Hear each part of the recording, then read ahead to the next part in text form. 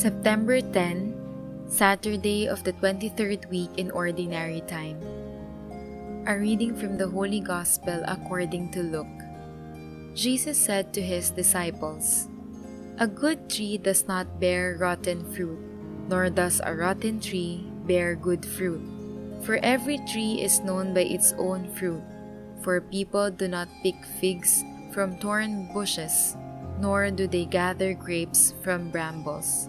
A good person out of the store of goodness in his heart produces good, but an evil person out of a store of evil produces evil. For from the fullness of the heart the mouth speaks. Why do you call me, Lord, Lord, but do not do what I command?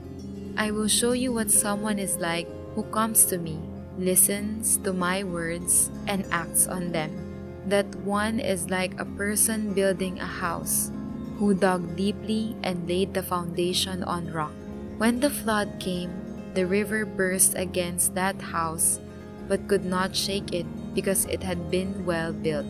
But the one who listens and does not act is like a person who built a house on the ground without a foundation. When the river burst against it, it collapsed at once and was completely destroyed." The Gospel of the Lord.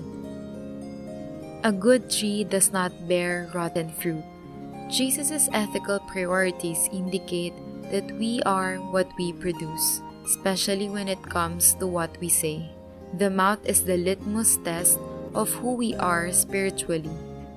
If we evaluate the character and tone of our daily speech, will it register like acid on litmus paper, or yield the sweet presence of a person secure in God's care?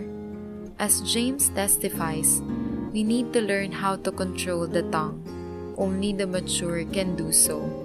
In the end, the issue of our loyalty as disciples comes down to responding to Jesus in terms of what we do. His rebuke to those who call him Lord, Lord, but ignore what he says, indicates just how seriously he takes concrete response. In fact, a biblical text or an exhortation from Jesus is not really understood until it is applied.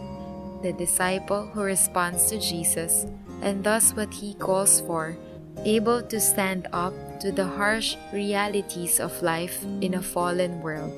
The disciple who learns to see and act in the world as Jesus calls the disciple to do so is able to face the floods, that is, the disappointments and injuries that life brings.